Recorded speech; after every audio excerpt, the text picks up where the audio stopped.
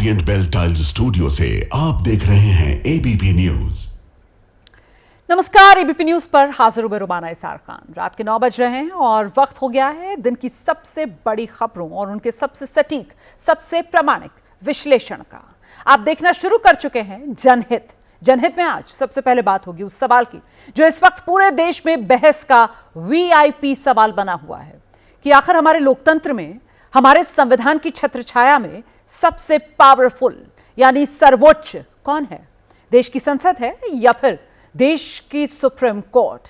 दोनों संवैधानिक संस्थाएं हैं, दोनों की लोकतंत्र की मजबूत स्तंभ के तौर पर पहचान है और संविधान में स्पष्ट है दोनों की शक्तियां क्या हैं, दोनों के दायरे क्या हैं। संसद का काम है कानून बनाना और सुप्रीम कोर्ट का काम है उस कानून को संविधान की कसौटी पर परखना। लेकिन क्या इन दोनों में से कोई अपना दायरा पार कर रहा है? क्या इनमें से कोई दूसरे की शक्तियों का अतिक्रमण करना चाहता है? 3 दिन पहले उपराष्ट्रपति जगदीप धनखड़ ने सवाल उठाया था कि सुप्रीम कोर्ट देश के राष्ट्रपति को निर्देश कैसे दे सकता है। उपराष्ट्रपति के इस सवाल से जो बहस खड़ी हुई वो अब बहुत आगे बढ़ चुकी है। उपराष्ट्रपति का बयान 17 अप्रैल को आया। उसी दिन सुप्रीम कोर्ट ने सरकार के नए वक्फ कानून पर 2 इफ एंड बट लगाए। 2 दिन शांति रही, पर उसके बाद बीजेपी सांसद निशिकांत दुबे के एक बयान से ऐसा बवंडर उठा कि पूरे देश के सामने विधायिका वर्सेस न्यायपालिका की एक तस्वीर उभर रही है। निशिकांत ने अपने बयान में उपराष्ट्रपति जगदीप धनखड़ की बात को आगे तो बढ़ाया ही, लेकिन साथ ही साथ दूसरी बात ऐसी कर दी जिससे अपनी पार्टी बीजेपी में भी निशिकांत दुबे अलग थलग पड़ चुके हैं और देश की न्यायपालिका की भौवें उनकी तरफ तन गई हैं। तो आज जनहित में इसी पर विस्तार से बात होगी। हमारा काम पूरी खबर आपके सामने रखना। अब आपको समझना है कि इस विवाद में कौन सही है, कौन गलत। फैसला आपका होगा, किसके तर्क दमदार हैं और किसके बेदम। तो शुरुआत वहीं से करते हैं जहां से ये पूरा बवंडर उठा। इस देश में धार्मिक युद्ध भड़काने के लिए केवल और केवल सुप्रीम कोर्ट जिम्मेवार है। सुप्रीम कोर्ट अपनी सीमा से बाहर जा रहा है।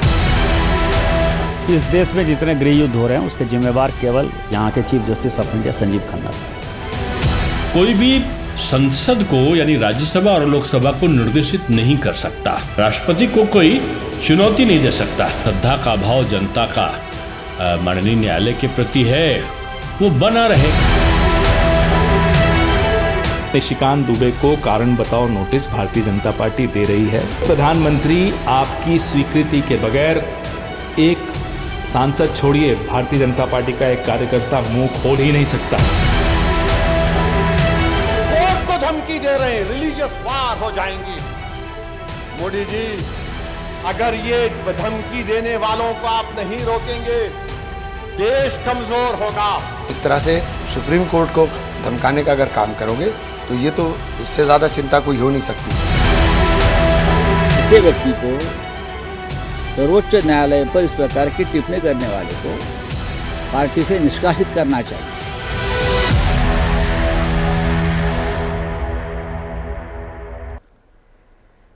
सांसद हैं निशिकांत दुबे।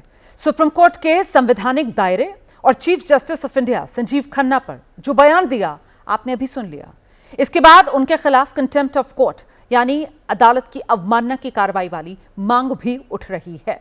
सुप्रीम कोर्ट के एक एडवोकेट ऑन रिकॉर्ड ने अटॉर्नी जनरल को चिट्ठी लिखकर अवमानना के मुकदमे की इजाजत मांगी है। वकील ने अटॉर्नी जनरल आर वेंकटरामन को पत्र लिखकर निशिकांत दुबे के बयान की जानकारी दी। इसमें कंटेम्प्ट ऑफ कोर्ट एक्ट का जिक्र किया गया है। निशिकांत दुबे झारखंड की गोड्डा लोकसभा सीट से बीजेपी के सांसद हैं। संसद में बड़ी आक्रामक शैली में पूरे होमवर्क, पूरी स्टडी के साथ अपनी बात रखने के लिए अपनी एक पहचान निशिकांत दुबे ने बनाई है। ऐसे ही शनिवार को निशिकांत दुबे ने सुप्रीम कोर्ट पर ये 2 बातें कह दी। पहली तो ये कि वक्फ संशोधन कानून पर छिड़ी हिंसा के लिए सुप्रीम कोर्ट जिम्मेदार है। दूसरी ये कही सुप्रीम कोर्ट अपनी सीमा से बाहर जा रहा है। अब दोनों बयान सुना देते हैं। इस देश में धार्मिक युद्ध भड़काने के लिए केवल और केवल सुप्रीम कोर्ट जिम्मेवार है। इस देश में जितने गृह युद्ध हो रहे हैं उसके जिम्मेवार केवल यहाँ के chief justice of India Sanjeev Khanna साहब है। सुप्रीम कोर्ट अपनी सीमा से बाहर जा रहा है। हमारे पार्लियामेंट का क्या अधिकार है, हमारे सुप्रीम कोर्ट का क्या अधिकार है, हाई कोर्ट का अधिकार है। जब सब कुछ लिखत पढ़त में है तो तुम नया कानून कैसे बना दिया? 3 महीना कहां से लेके आ गए कि राष्ट्रपति को 3 महीने के अंदर फैसला करना है? ये किस कानून में लिखा हुआ है? इसका मतलब यह है कि आप इस देश को एनार्की की तरफ ले जाना चाहते हो।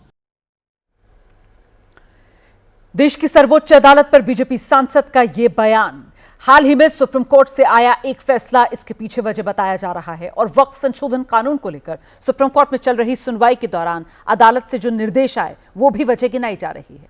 यह मामला सुप्रीम कोर्ट में है। अगली सुनवाई 5 मई को होगी। मुस्लिम समुदाय नए कानून से वक्फ बाय यूजर प्रावधान हटाए जाने का सबसे ज्यादा विरोध कर रहा है। कानून के खिलाफ देश भर में प्रदर्शन हो रहे हैं। बंगाल में तो मुर्शिदाबाद में हिंसा भी हुई, जहां हिंदुओं को निशाने पर लिया गया। 17 अप्रैल की सुनवाई में सुप्रीम कोर्ट की टिप्पणी भी सामने आई थी। सरकार वक्फ कानून से जो वक्फ बाय यूजर का प्रावधान है वो फिलहाल नहीं हटा सकती है। सुप्रीम कोर्ट ने कहा कि अंग्रेजों से पहले वक्फ रजिस्ट्रेशन नहीं होता था। कई मस्जिदें 13वीं 14वीं सदी की हैं जिनके पास रजिस्ट्री या सेल डीड नहीं होगी। ऐसी संपत्तियों को कैसे रजिस्टर किया जाएगा? उनके पास क्या दस्तावेज होंगे? निशिकांत दुबे ने वक्फ बाय यूजर प्रावधान पर इसी टिप्पणी को सुप्रीम कोर्ट के दोहरे मापदंड के तौर पर सामने रखा। निशिकांत ने दलील दी कि सुप्रीम कोर्ट ने हिंदू पूजा स्थलों से जुड़े विवादों में तो कागजात मांगे थे, लेकिन जब यही बात कुछ 100 साल पहले की मस्जिदों दरगाहों की आई तो दस्तावेज दिखाने से छूट दे दी गई है। आगे बढ़ेंगे सुप्रीम कोर्ट की संवैधानिक सीमा पर। निशिकांत दुबे ने जो कहा है उसके पीछे की वजह 13 दिन पहले सुप्रीम कोर्ट से आया एक फैसला भी। 8 अप्रैल की तारीख थी। तमिलनाडु की स्टालिन सरकार की एक याचिका पर अपना फैसला सुनाते हुए सुप्रीम कोर्ट ने कहा था, राज्यपाल की ओर से भेजे गए बिल पर राष्ट्रपति को 3 महीने के भीतर फैसला लेना होगा। बिल को मंजूरी में देरी होने पर राष्ट्रपति को संबंधित राज्यों को वाजिब वजह बतानी होगी, जबकि राज्यपाल को विधानसभा की ओर से भेजे गए बिल पर 1 महीने में फैसला लेना होगा। सुप्रीम कोर्ट ने फैसले में यह भी कहा, राज्यपाल की तरफ से भेजे गए बिल के मामले में राष्ट्रपति के पास पूर्ण वीटो या पॉकेट वीटो का अधिकार नहीं है। कोर्ट के ऑर्डर के मुताबिक राष्ट्रपति के फैसले की न्यायिक समीक्षा भी की जा सकती है। संविधान का आर्टिकल 142, 143 ये सब अब कुछ पावर जरूर सुप्रीम कोर्ट को दिया है, लेकिन किस एक्सटेंट तक उस पावर का कंप्लीट जस्टिस के आप उसके बहाने आप सुप्रीम कोर्ट ये प्रेसिडेंट ऑफ इंडिया को भी आप डायरेक्शन दे दें, संविधान में जो प्रावधान नहीं है उसको भी आप उसमें जोड़ दें, ये एक चर्चा का विषय है। और मुझे लगता है कि ये 2 जजेज का जजमेंट है, इस पर हमारी सरकार ज़रूर मूव करेगी लार्जर बेंच में इस इशू को ले जाके और इसको सेटल कराने के लिए। तो अभी पावर कुछ दिया गया है, संविधान नहीं दिया है उनको पावर, लेकिन कहाँ तक दिया है ये भी उन्हीं को इसकी विवेचना करनी है और फाइनल निर्णय भी उन्हीं को लेना है। तो जल्दी पार्लियामेंट मुझे नहीं लगता है कि इसमें इंटरफियर करेगा, लेकिन नहीं करना भी भविष्य के लिए खतरनाक हो जाएगा। लेकिन न्यायपालिका और विधायिका के बीच शक्ति संतुलन को लेकर अकेले निशिकांत दुबे ने ही ऐसे सवाल नहीं उठाए। बीजेपी के राज्यसभा सांसद हैं दिनेश शर्मा, उन्होंने भी कहा, राष्ट्रपति की सुप्रीमेसी को सुप्रीम कोर्ट चुनौती नहीं दे सकता। कि बाबा साहब भीमराव अम्बेडकर जी ने जब संविधान बनाया तो उन्होंने जो विधायिका है और जो न्यायपालिका है उनके अधिकारों का भी वर्णन बहुत स्पष्ट रूप में कहा है। भारत के संविधान के अनुसार कोई भी संसद को यानी राज्यसभा और लोकसभा को निर्देशित नहीं कर सकता, और क्योंकि राष्ट्रपति के दस्तखत हो चुके, राष्ट्रपति सर्वोच्च है, राष्ट्रपति को कोई चुनौती नहीं दे सकता। मैं समझता हूं कि ये लोकतंत्र के लिए भी जरूरी है कि जो श्रद्धा का भाव जनता का माननीय न्यायालय के प्रति है वो बना रहे। इसलिए इस सारी चीज़ें जो विसंगतियाँ उठ रही हैं वो नहीं उठना चाहिए। तो अब ये बहस सी छिड़ी हुई है, निशिकांत दुबे पर अवमानना की कार्रवाई तक बात पहुंच गई है। इस पे उनके 2 बयानों पर गौर करना होगा जो दोनों अलग अलग बयान हैं। पहला बयान वो जिसमें उन्होंने वक्फ कानून के 2 प्रावधानों पर अंतरिम रोक को लेकर सुप्रीम कोर्ट को धर्म युद्ध का जिम्मेदार बता दिया, सिविल वॉर शब्द इस्तेमाल किया और इसके लिए सीधे चीफ जस्टिस संजीव खन्ना का नाम भी लिया। लेकिन निशिकांत का दूसरा बयान सुप्रीम कोर्ट के अधिकार क्षेत्र पर है, जिसमें वो तर्कों के साथ पूछ रहे हैं कि सुप्रीम कोर्ट देश की राष्ट्रपति को आदेश कैसे दे सकता है। उपराष्ट्रपति के बयान पर सरकार की ओर से किसी की प्रतिक्रिया नहीं आई थी, लेकिन निशिकांत दुबे के बयान में कई लोगों को तीखापन दिखा है। बीजेपी ने फौरन इस बयान से किनारा कर लिया है। बीजेपी अध्यक्ष जेपी नड्डा ने सफाई देते हुए कहा, निशिकांत दुबे, दिनेश शर्मा, इनके बयान न्यायपालिका और सीजेआई पर जो है बीजेपी का उससे कोई लेना देना नहीं। ये उनकी निजी टिप्पणियां हैं। बीजेपी ऐसी टिप्पणियों का कभी समर्थन नहीं करती। बीजेपी ने हमेशा न्यायपालिका का सम्मान किया, आदेशों और सुझावों को सहर्ष स्वीकार किया। सुप्रीम कोर्ट समेत देश की सभी अदालतें लोकतंत्र का अटूट अंग, संविधान संरक्षण का मजबूत आधार है। तो बीजेपी की ओर से इन दोनों सांसदों समेत पार्टी के सभी नेताओं को निर्देश दिए गए कि ऐसे बयान ना दें, लेकिन पार्टी का निर्देश शायद पूरे संगठन तक नहीं पहुंचा है। इसीलिए तो निशिकांत दुबे के समर्थन में हल्की फुल्की आवाजें अभी भी बाहर आ रही हैं। देखिए, निशिकांत दुबे जी जो बोले हैं वो तो सही बात बोले हैं। आज हमारे महामहिम राष्ट्रपति जी CJI chief justice of India का अपॉइंटमेंट करते हैं, तो चीफ जस्टिस ऑफ इंडिया कैसे महामहिम राष्ट्रपति जी का जो निर्देश है वो अवमानना कर सकते हैं? अगर देश सीजेआई चलाएंगे और सुप्रीम कोर्ट चलाएंगे और जिसका अपॉइंटमेंट महामहिम राष्ट्रपति करते हैं उसको आप नहीं मानेंगे, तो दरकार नहीं है फिर पार्लियामेंट और राष्ट्रपति का, सारे सीजेआई करे। निशिकांत दुबे ने न्यायपालिका की संवैधानिक सीमाओं को लेकर संसद के अधिकारों में दखल अंदाजी की बात कही थी। आर्टिकल 141 का जिक्र किया था, लेकिन मैं आपको बताती हूं कि आर्टिकल 141 जो है वो दरअसल संविधान का एक महत्वपूर्ण अनुच्छेद है और संविधान के अनुच्छेद 141 आर्टिकल 141 के मुताबिक सुप्रीम कोर्ट का जो निर्णय होगा वो भारत की सभी न्यायालयों को मानना होगा। इसका मुख्य उद्देश्य भारत में कानून की एकरूपता और स्थिरता बनाए रखना है। कोई भी ऐसा वक्तव्य दे दिया जाए जिससे न्यायालय की गरिमा को जो है वो ठेस पहुंचे, अगर तब कंटेम्प्ट ऑफ कोर्ट होता है, या फिर लोगों का न्यायालय के प्रति जो है विश्वास कम हो जाए तब उसे कंटेम्प्ट ऑफ कोर्ट माना जाता है। और निशिकांत दुबे जी के वक्तव्य की बात है, मैं आपको बता दूं कि कोर्ट में अब एक याचिका जो है वो आई है। अदालत इसमें देखेगी, अगर इसमें अटॉर्नी जनरल या फिर सॉलिसिटर जनरल उनकी परमिशन ले ली जाती है, उसके बाद ये मामला अदालत में जाएगा और अदालत ये तय करेगी कि क्या जो उनका वक्तव्य था उससे न्यायालय की गरिमा को ठेस पहुंची है, क्या लोगों का भरोसा कम हुआ है न्यायालय में, तो ये पूरा जो है देखा जाएगा। और अगर मैं कोर्ट की बात करूं, भारत में जो कंटेम्प्ट के मामले हैं, मैं कहूँगा कि न्यायालय जो है हमारे बड़े उदार रहे हैं। अव्वल तो कंटेम्प्ट बहुत रेयर केसेस में, बहुत ही कम केसेस में कंटेम्प्ट इशू किया जाता है, और अगर कर भी दिया जाए तो अगर कोई व्यक्ति आकर माफी मांग ले तो अदालतें उसको माफ जरूर कर देती हैं। तो देखना होगा कि आने वाले दिनों में क्या होता है इस केस में। उपराष्ट्रपति जगदीप धनखड़ ने 17 अप्रैल को कहा था, संविधान का आर्टिकल 142 अनुच्छेद 142 लोकतांत्रिक शक्तियों के खिलाफ परमाणु मिसाइल बन गया है। निशिकांत दुबे ने भी सुप्रीम कोर्ट पर टिप्पणी कर दी। दरअसल सुप्रीम कोर्ट में आर्टिकल 142 का इस्तेमाल करते हुए तमिलनाडु के राज्यपाल को विधेयक रोकने पर फटकारा था और उसी के तहत राष्ट्रपति को भी निर्देशित किया था। अब सवाल है कि आखिर आर्टिकल 142 है क्या जिसका इस्तेमाल सुप्रीम कोर्ट की तरफ से किया गया। दरअसल संविधान के आर्टिकल 142 ने सुप्रीम कोर्ट को पूर्ण न्याय करने का अधिकार दिया है, इसलिए सुप्रीम कोर्ट के पास विशेष शक्ति है और ऐसे में जब कानून के मौजूदा प्रावधान पर्याप्त ना हो या अस्पष्ट हो तब भी न्याय सुनिश्चित किया जा सकता है। डॉक्टर बाबा साहब भीमराव अंबेडकर के मुताबिक अगर कोई मामला इतना असाधारण हो कि मौजूदा कानून के जरिए न्याय ना किया जा सके तो फिर ये आर्टिकल 142 सुप्रीम कोर्ट के लिए एक सेफ्टी वॉल्व जैसा है। मतलब ये कि आर्टिकल 142 सुप्रीम कोर्ट को अंतिम न्याय देने वाली संस्था बनाता है, न्याय का सबसे बड़ा मंदिर। आर्टिकल 142 की ये शक्ति विवादास्पद मानी जाती है क्योंकि इसे विधायी रिक्तियों को भरने या कार्यकारी कार्यों में हस्तक्षेप के लिए उपयोग किया जा सकता है और तमिलनाडु के मामले में कोर्ट ने इस शक्ति का उपयोग कर विधेयकों को मंजूर माना है।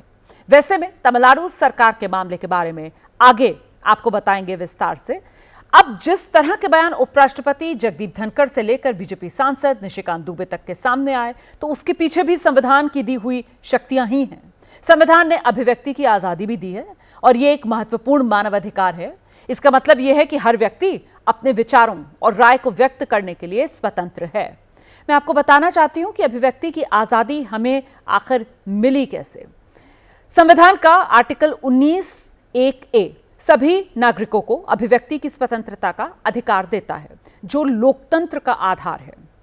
लेकिन आर्टिकल 19(2) में उचित प्रतिबंध भी लगे हैं, जैसे भारत की संप्रभुता, अखंडता, सार्वजनिक व्यवस्था, शालीनता या नैतिकता या अदालत की अवमानना, मानहानि या अपराध के लिए उकसाना शामिल है। और ये प्रतिबंध संतुलन बनाए रखने के लिए बेहद जरूरी माने गए हैं। इसमें स्पष्ट है कि अभिव्यक्ति की आजादी का अर्थ बोलने की स्वतंत्रता तो है, लेकिन इस स्वतंत्रता का अर्थ बेलगाम बोल नहीं है, मतलब आप कुछ भी बोलते चले जाएं। इसमें प्रतिबंध है, नैतिकता है, मर्यादा की भी सीमा है, और यह भी देखना जरूरी हो जाता है कि बोलने से व्यवस्था प्रभावित ना हो। और खासतौर से जब लोग संवैधानिक पद पर बैठे हों, तो फिर उनकी जिम्मेदारी नैतिक रूप से ज्यादा बढ़ जाती है। साधारण जो लोग हैं, जो एमपीज हैं या कोई और है, वो सुप्रीम कोर्ट पर प्रश्न चिन्ह लगाए या किसी भी कोर्ट पर प्रश्न चिन्ह लगाए, वो बहुत दुख का विषय है, बहुत दुख का विषय है। हमेशा जब हम कोर्ट जाते हैं तो हम बड़ी उम्मीद के साथ जाते हैं, हमको बड़ा विश्वास है, हमारी जो संस्था है, जजेस की संस्था है, जो जुडिशरी है, उस पर हमको बड़ा विश्वास है और बड़ा गर्व है। लेकिन जब भी हम उनके सामने जाते हैं, उनके पास जाते हैं, तो हम उम्मीद करके जाते हैं कि हमारे पक्ष में ही निर्णय होगा, लेकिन हमेशा होता नहीं है। निर्णय हमेशा पक्ष में नहीं हो सकता है, और उसके बहुत सारे कारण होते हैं। कभी हमारी उम्मीद जो है वो गलत होती है, कभी हमारी जो अपेक्षाएं हैं वो गलत होती हैं, सही नहीं होती हैं। लेकिन ये सिर्फ अकेला पिटिशनर्स के लिए नहीं होता, सरकार के लिए भी हो सकता है। और जो हमारी व्यवस्था है, जो हमारी कानूनी व्यवस्था और हमारी संवैधानिक व्यवस्था है, उसमें जो अंतिम इस पे निर्णय होता है और जो अंतिम शब्द कहा जाता है, वो सरकार नहीं कहती है, वो सुप्रीम कोर्ट कहता है। ये अगर कोई इस बात को नहीं समझता है तो बहुत दुख का विषय है कि वो इस बात को नहीं समझता है कि लास्ट वर्ड जो है वो सुप्रीम कोर्ट का ही होता है। चलिए, अब मैं आपका ध्यान ऐसे मामलों की तरफ ले चलती हूं जब बड़े और संवैधानिक पदों पर बैठे लोगों की ओर से न्यायपालिका पर टिप्पणी की गई और अदालत ने सख्ती दिखाते हुए उन पर कार्रवाई भी की। केरल के पूर्व मुख्यमंत्री रहे EMS नंबूद्रीपाद 1967 में न्यायपालिका को उत्पीड़न का साधन कहा था और साथ ही न्यायाधीश को पक्षपाती बताया था, जिसके बाद 1970 में सुप्रीम कोर्ट ने फैसला सुनाते हुए उन्हें दोषी ठहराया और 50 रुपए का उन पर जुर्माना भी लगाया। इसी तरह उत्तर प्रदेश के मुख्यमंत्री रहे कल्याण सिंह ने 1992 में अदालती आदेश का मान नहीं रखा था। उन्हें 1994 में सुप्रीम कोर्ट द्वारा दोषी ठहराया गया था और साथ ही 1 दिन की जेल और 2000 रुपए जुर्माना भी उन पर लगाया गया था। CPIM के नेता रहे MV जयराजन ने 2010 में हाईकोर्ट के फैसले की आलोचना की थी, न्यायाधीशों पर विवादित टिप्पणी की थी, जिसके बाद 2011 में हाईकोर्ट ने उन्हें दोषी ठहराया था, जबकि सुप्रीम कोर्ट ने उनकी सजा कम कर दी थी। फिर भी 4 हफ्ते का कारावास उन्हें काटना पड़ा था। पूर्व वित्त मंत्री अरुण जेटली को भी 2015 में एक मामले में सुप्रीम कोर्ट की आलोचना करना भारी पड़ा था। स्थानीय अदालत में उनके खिलाफ राजद्रोह का केस दर्ज हुआ था, हालांकि बाद में इसे निरस्त कर दिया गया था।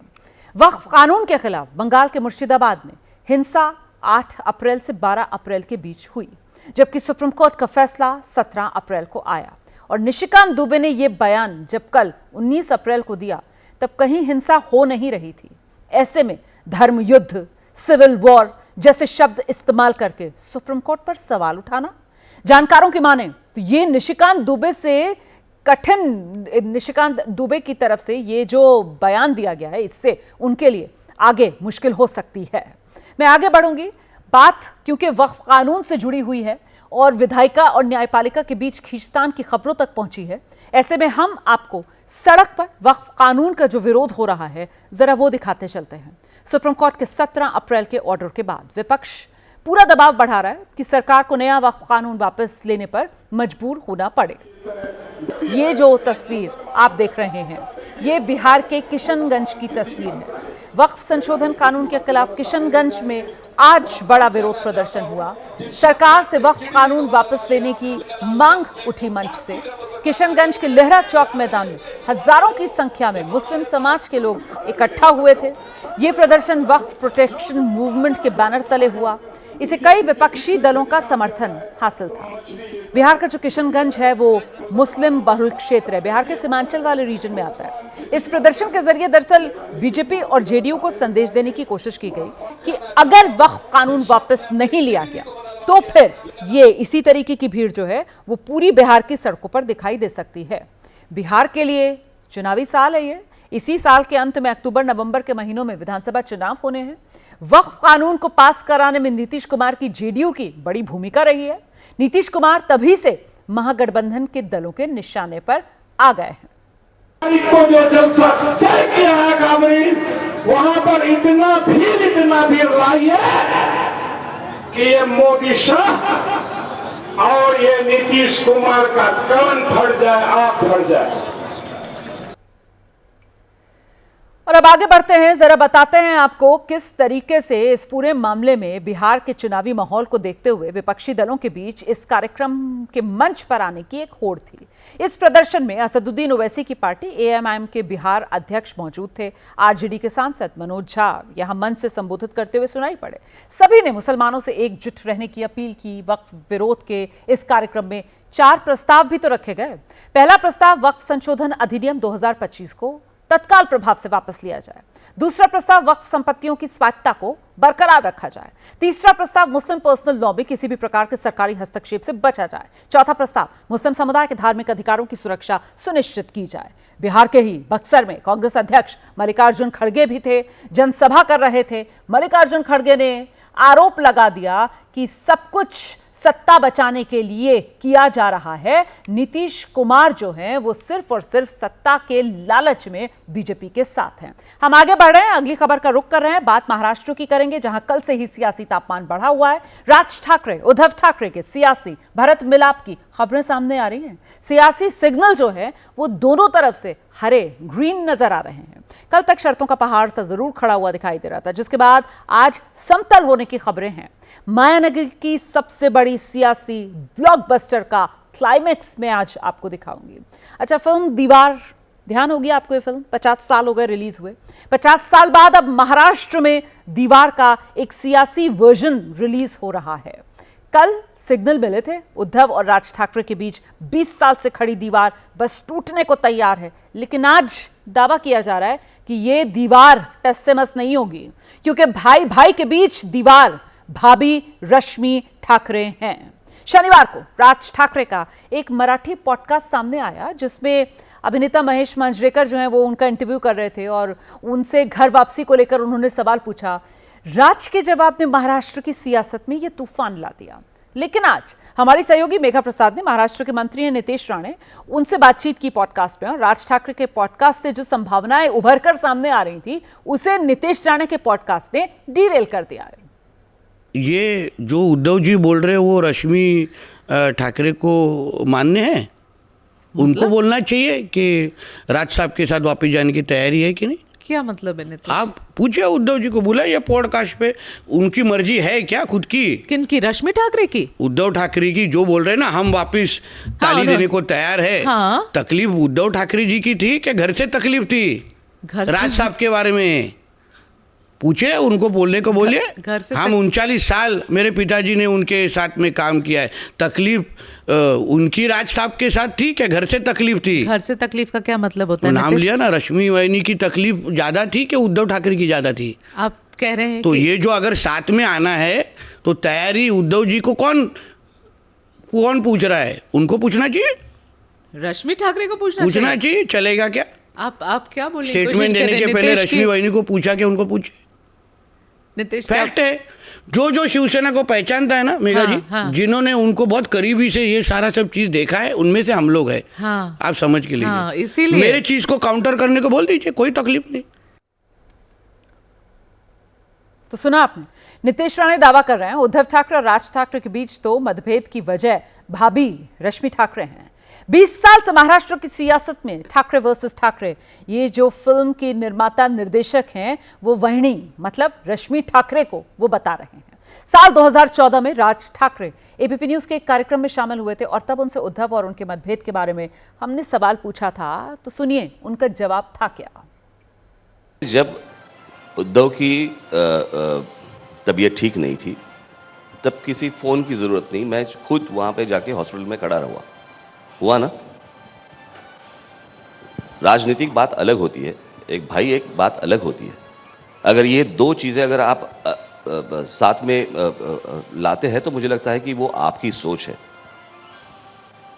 जब बाला साहब बीमार थे तब भी मैं वहां पे खड़ा हुआ, जब उद्धव बीमार था तब भी मैं वहां पे खड़ा हुआ, और उसके बाद ना मैंने किसी प्रेस कॉन्फ्रेंस में या प्रेस में या बाहर आके मैंने आज तक उस चीज के बारे में कभी बात नहीं की, क्योंकि वो मेरी पर्सनल बात है। ठीक है।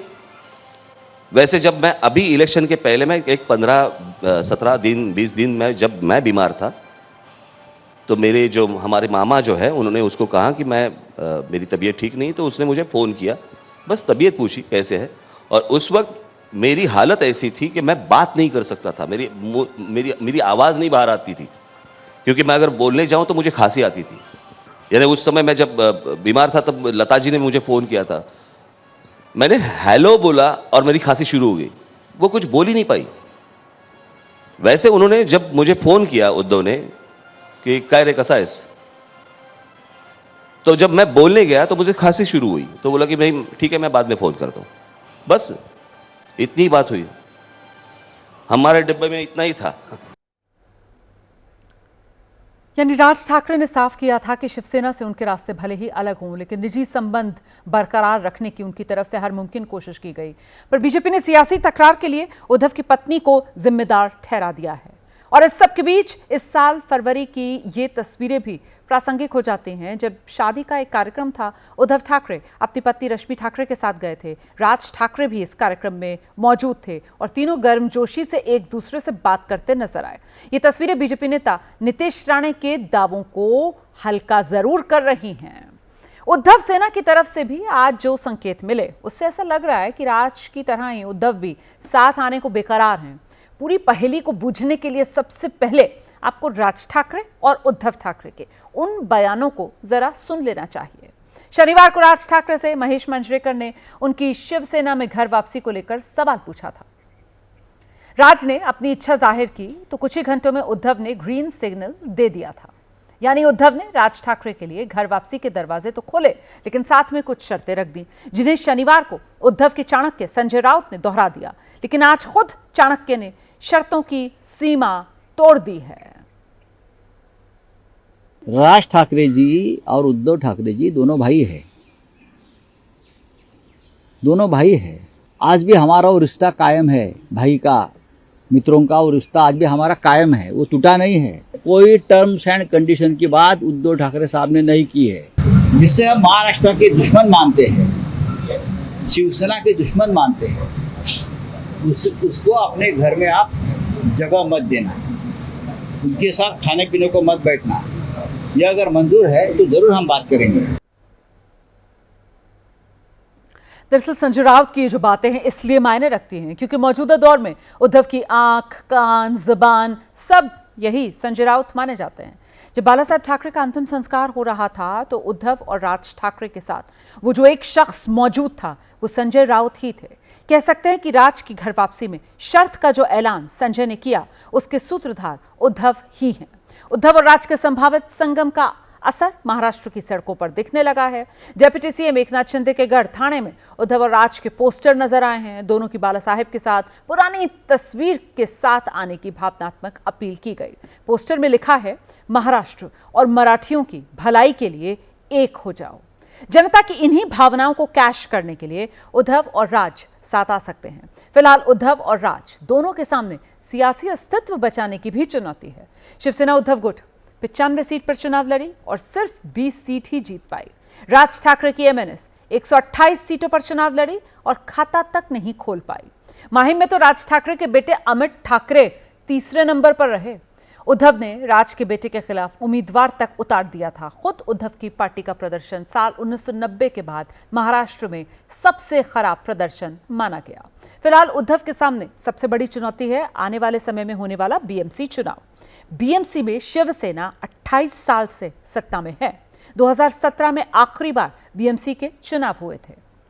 2017 के बीएमसी चुनाव में शिवसेना को 84, बीजेपी को 82, कांग्रेस को 31 और एनसीपी को 9 सीटें मिली थी। तब से अब तक तस्वीर बदल चुकी है। शिवसेना दो फाड़ हो चुकी है। पार्टी का नाम निशान एकनाथ शिंदे ले जा चुके हैं। बीते विधानसभा चुनाव में जनता ने भी शिंदे को ही बाला साहेब का सियासी वारिस चुन लिया। एनसीपी दो फाड़ हो चुकी है, लेकिन अब लड़ाई शिवसेना के गढ़ बीएमसी तक पहुंच चुकी है। शिवसेना सत्ता में रही हो या ना रही हो, बीएमसी मुंबई में उसके सियासी रुतबे पर आंच नहीं आई है और अब गढ़ में सेंध लग गई अगर, तो मातोश्री की हनक पर यह तो सीधा असर होगा। मातोश्री से 20 साल पहले राज ठाकरे भी रुखसत होकर निकले थे, अपनी नई पार्टी बनाई थी, चाचा की तरह अपने तेवर भी दिखाए थे, लेकिन राजनीति में दाल गली नहीं।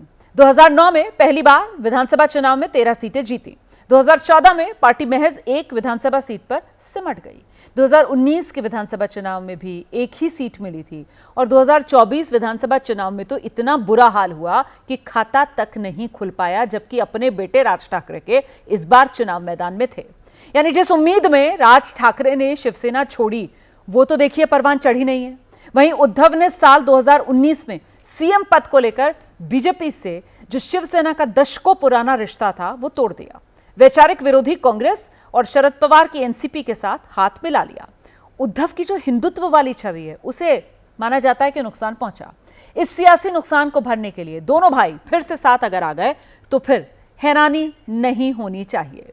महाराष्ट्र की राजनीति में भले ही राज का असर कम हो, लेकिन मुंबई में राज ठाकरे का अच्छा खासा प्रभाव माना जाता है, जो बीएमसी चुनाव में उद्धव के काम आ सकता है। और वैसे भी राजनीति में एक और एक दो नहीं, आप जानते हैं राजनीति में एक और एक मतलब 11। 2017 में एमएनएस को बीएमसी चुनाव में 7 सीटें मिली थी, जबकि 2012 में वो 28 सीट जीतने में कामयाब रहे थे। तो बीएमसी जिस मुंबई रीजन में पड़ती है, विधानसभा चुनाव में वहां बीजेपी का प्रदर्शन जो है वो शानदार रहा इस बार। वैसे भी बीजेपी बीएमसी के नंबर गेम में 8 साल पहले ही शिवसेना के बिल्कुल बराबर ही आकर खड़ी हो चुकी है। लिहाजा इस बार उद्धव के लिए चुनौती बड़ी है और शायद वजह भी यही है कि उद्धव ने राज ठाकरे के लिए शिवसेना के, या यूं कहें कि मातोश्री के दरवाजे खोलने के संकेत दिए हैं। अब अगली खबर, वो कहते हैं ना, बैठे बैठे क्या करें, करना है कुछ काम, शुरू करो अंताक्षरी लेकर प्रभु का नाम। बचपन याद आ गया होगा आपको। आज से कई साल पहले जब वो टीवी नहीं होते थे, मोबाइल नहीं होते थे, वॉकमैन भी नहीं होते थे, तो गर्मी की दोपहर में इसी तरीके से अंताक्षरी खेलकर समय काटा जाता था। अच्छा, ट्रेनों में ताश के पत्ते ना हो तो मौसम पर चर्चा करके पूरा सफर काट लिया जाता था। लेकिन वो तो गुजरा जमाना है। आज ट्रेन हो, प्लेन हो, कहीं से कहीं जाएं, आप देखेंगे सारे रास्ते कोई किसी से नहीं बोलता, सब अपने अपने में बिजी, क्योंकि सबके हाथ में टाइम पास मूंगफली की जगह मोबाइल फोन है। एलन मस्क के एक्स पर और ज़करबर्ग के इंस्टा पर इतनी वैचारिक उल्टियां बह रही हैं कि कहीं और नहाने की जरूरत ही नहीं है। देखिए, पढ़िए, अपने विचार भी उगल दीजिए, जो चाहे लिखिए, कोई रोकने टोकने वाला है नहीं। गाली देने का मन करे वो भी भर भर के दीजिए। सोशल मीडिया पर कोई शर्त है ही नहीं कि अकल का इस्तेमाल करना है, नहीं करना है, बोलने से पहले जरा सोच लेना है, कुछ लिहाज कर लेना है, कम से कम अपने गिरेबान में ही झांक लेना है। ऐसी कोई कंडीशन ही नहीं अप्लाई होती है ना। जो दिल करे लिखो, भड़ास निकालो। अब तक वैसे जो मैंने कहा है वो विषय की महज एक भूमिका थी। अब खबर पर आती हूं मैं। पिछले 3 दिन से देश का सोशल मीडिया अडिक्ट तबका, फिल्म मेकर हैं अनुराग कश्यप, उन पर अपने वक्त का एक बड़ा हिस्सा खराब कर रहा है। महान समाज सुधारक, दलित चिंतक, विचारक ज्योतिबा फुले पर एक फिल्म आने वाली है, उसका नाम है फुले। पहले 11 अप्रैल को रिलीज होनी थी, लेकिन अब वो टल गई है। 24 अप्रैल बताया जा रहा है फिल्म रिलीज होगी। लेकिन फिल्म के कुछ हिस्सों पर ब्राह्मणों को आपत्ति थी, उनकी छवि खराब की गई, ये ब्राह्मण समाज की तरफ से कहा गया। अब जरा ब्राह्मण समाज के गुस्से की एक तस्वीर पहले मैं आपको दिखाती हूं।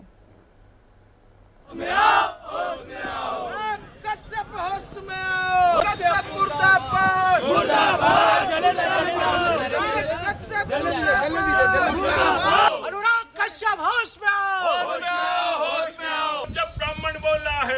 सिंहासन डोला है। दरअसल ब्राह्मणों का ये जो गुस्सा है वो फिल्म फुले को लेकर नहीं है, बल्कि इसमें कट लगाने को लेकर छिड़ी एक बहस में फिल्म मेकर अनुराग कश्यप ने जो ब्राह्मणों को लेकर निहायत भद्दे कमेंट किए, गंदे कमेंट किए, उसके खिलाफ ये नाराजगी है। न्यूज चैनल की अपनी मर्यादा है, इसीलिए हमने ये तस्वीरें जो हैं वो धुंधली कर दी हैं, ब्लर की हैं।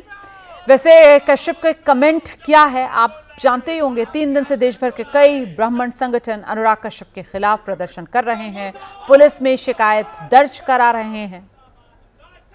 के 15 करोड़ ब्राह्मणों से आज आह्वान करता हूं कि ब्राह्मण केवल शौर्य का नहीं अपनी शक्ति का भी प्रदर्शन कर सकता है। आने वाले समय में अनुराग कश्यप का हर जगह बहिष्कार होना चाहिए। तो ज्ञापन देंगे कि इस पर FIR की जाए और अगर मान लीजिए FIR नहीं होती है तो अखिल भारतीय ब्राह्मण समाज रोड पर चक्का जाम करने पर विवश हो जाएगा। इतना बखेड़ा खड़ा होने के बाद अनुराग कश्यप ने सारे ब्राह्मणों से माफी मांगी, लेकिन ये माफी भी बड़ी हेकड़ी के साथ मांगी है। अनुराग कश्यप ने इंस्टा पर लिखा, मैं माफी मांग रहा हूं लेकिन अपनी पोस्ट के लिए नहीं, बल्कि उस पंक्ति के लिए जिसे गलत ढंग से पेश करके नफरत पैदा की जा रही है। आगे अनुराग लिखते हैं, आपकी बेटी परिवार को संस्कार के सरगनाओं से रेप और मौत की धमकी दी जा रही हो तो कोई काम या फिर स्पीच लायक नहीं है। कही हुई बात वापस ली नहीं जा सकती और ना मैं लूंगा। मुझे जो गाली देना है दो। मेरा परिवार ना कुछ कह रहा है और ना कुछ कहता है, इसीलिए अगर मुझसे माफी चाहिए तो ये लो मेरा माफीनामा। ब्राह्मण लोग औरतों को बख्श दो, इतना संस्कार तो शास्त्रों में भी है, सिर्फ मनुवाद में नहीं है। आप कौन से ब्राह्मण हो तय कर लो, बाकी मेरी तरफ से माफी। यानी अनुराग ने एक शब्द पर तो माफी मांगी, लेकिन मनुवाद के आरोप लगाकर वो नैरेटिव भी आगे बढ़ा दिया जो उन्हें अपनी और फिल्म की पब्लिसिटी के लिए जरूरी लगता है। बॉलीवुड के लोग कहते हैं कि अनुराग कश्यप अच्छे फिल्म मेकर हैं, लेकिन गालियों के बिना उनका गुजारा नहीं चलता। माफीनामे के बाद अनुराग ने इंस्टा पर खुद को भी गाली दे दी। अपनी फोटो लगाकर बड़े बड़े अक्षरों में खुद के लिए गाली लिखी। मैसेज इस तरह था कि लो ब्राह्मणों, अब तो खुश हो ना। अब आते हैं इस विवाद में एंट्री लेने वाले दूसरे किरदार पर। नाम है मनोज मुंतशिर, या फिर यूं कहें अब मनोज शुक्ला कहलवाना पसंद करते हैं मनोज मुंतशिर, जो कभी अपना नाम बताते थे। शुक्ला जी ने ब्राह्मण सम्मान का झंडा उठाकर 2 मिनट 11 सेकंड का एक वीडियो बनाया और अनुराग कश्यप को चैलेंज दे दिया। सुन लीजिए।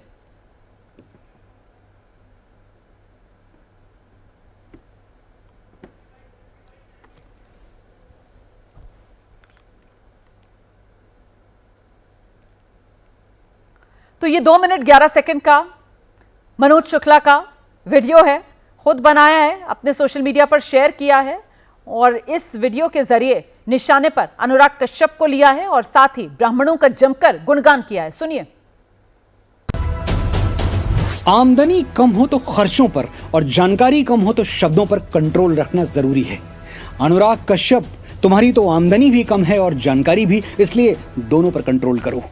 तुम्हारे शरीर में इतना पानी नहीं है कि ब्राह्मणों की इंच भर लेगेसी को दूषित कर पाओ। फिर भी तुमने ये इच्छा जाहिर कर ही दी है तो मैं कुछ तस्वीरें तुम्हारे घर भेजना चाहता हूं। तुम तय करो कि किस किस ब्राह्मण पर तुम्हें अपने शरीर का गंदा पानी फेंकना है। आचार्य चाणक्य, चंद्रशेखर तिवारी आजाद, पेशवा बाजीराव बलाल, भगवान परशुराम, रामकृष्ण परमहंस, आदि गुरु शंकराचार्य, मंगल पांडे, अटल बिहारी वाजपेयी, तात्या टोपे, राजगुरु रामधारी सिंह दिनकर, परमवीर कैप्टन मनोज पांडे, बाल गंगाधर तिलक, पंडित दीनदयाल उपाध्याय, पंडित श्री राम शर्मा आचार्य, पंडित भीमसेन जोशी, संगीत सम्राट तानसेन, लता मंगेशकर, रानी लक्ष्मीबाई, महाकवि कालिदास, गोस्वामी तुलसीदास। तुम्हारे जैसे हजारों नफरती शुरू होकर खत्म हो जाएंगे, ब्राह्मणों की गौरवशाली परंपरा खत्म नहीं होगी। मैं एक ब्राह्मण तुम्हें खुला चैलेंज देता हूं, इस वीडियो के नीचे कमेंट करके मेरे गिनवाए हुए 21 नामों में से कोई एक नाम चुन के बता दो। तस्वीर भेजना मेरी जिम्मेदारी।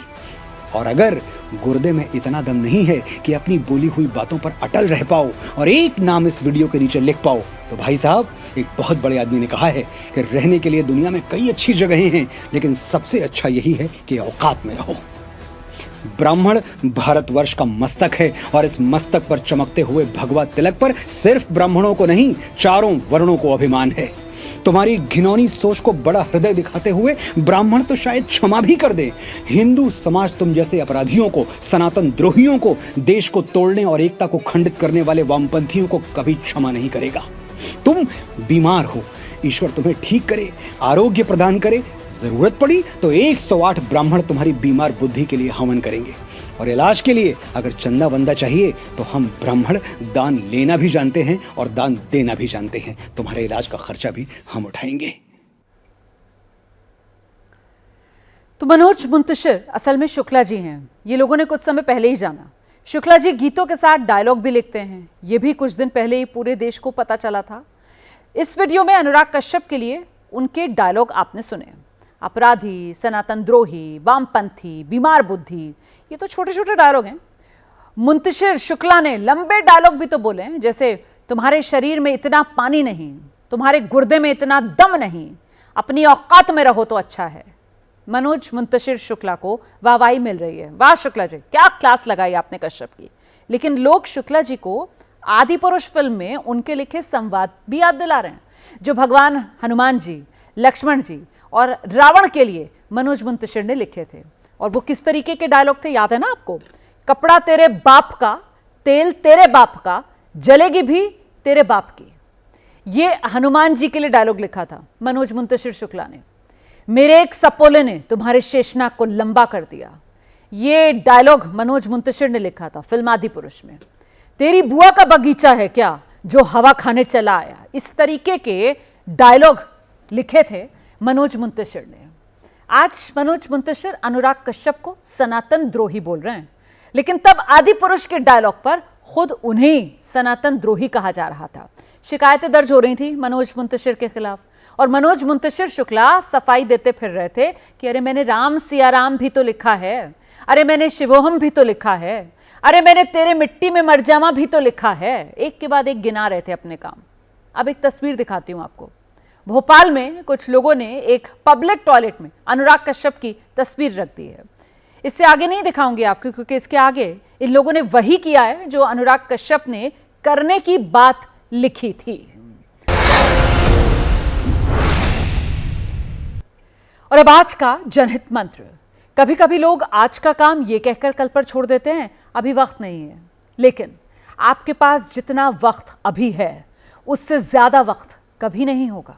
इसीलिए समय का सदुपयोग करें, उसकी कीमत को समझें। काल करे तो आज कर, आपने सुना ही होगा। जनहित में आज इतना ही।